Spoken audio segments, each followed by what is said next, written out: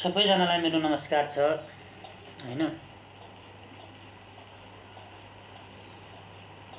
समय परिस्थिति भनेको हिन्दीमा मजबुरी भन्छन् हैन। मान्छेले मजबुरीले के गरिरहेका छैनन्, अवस्था मजबुरी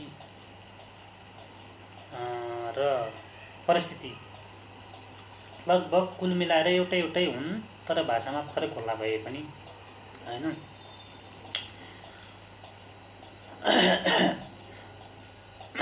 मान्छेलाई मजबुरीले के गराउँछ र के गर्दैन अवस्थाले हैन।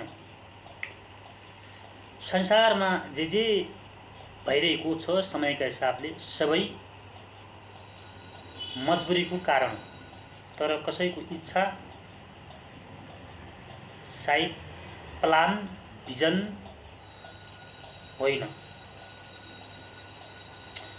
जति संसारमा यसैले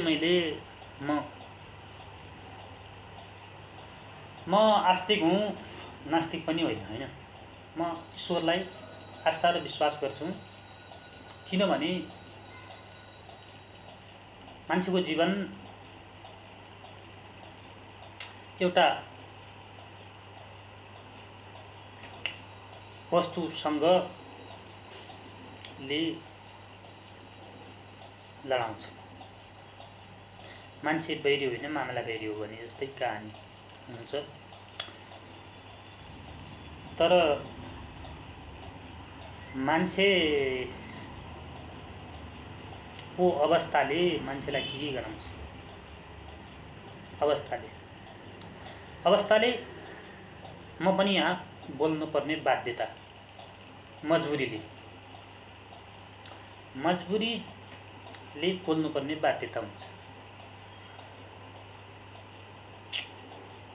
यो सबै विज्ञानको युग पनि मजबुरीको कारण हो।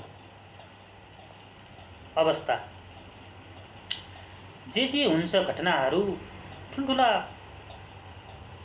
विद्वानहरू, ठुल्ठुला देश कन्ट्रीका मान्छेहरू, ठुला धनी मान्छेहरू, ठुला इन्टेलिजेन्टहरू किन लडिरहेका छन्? उनीहरूले लड्नु अधर्म हो, मान्छेसँग गलत गर्नु अधर्म हो भन्ने ज्ञान प्राप्त हुँदै किन लडिरहेका छन् भने उनीहरूको मजबुरी छ।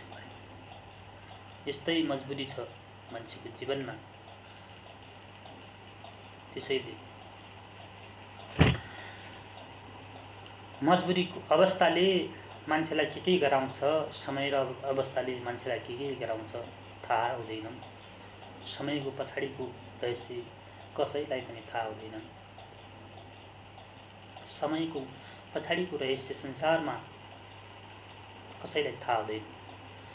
महानभन्दा महान विद्वानलाई पनि थाहा हुँदैन भोलि के हुन्छ र भोलि मान्छेले के गर्नुपर्छ भन्ने कुरामा पनि थाहा हुँदैन। समय परिस्थिति कस्तो मोडल लाउँछ र कस्तो मोडलमा मान्छेलाई उभ्याउँछ त्यो थाहा हुँदैन।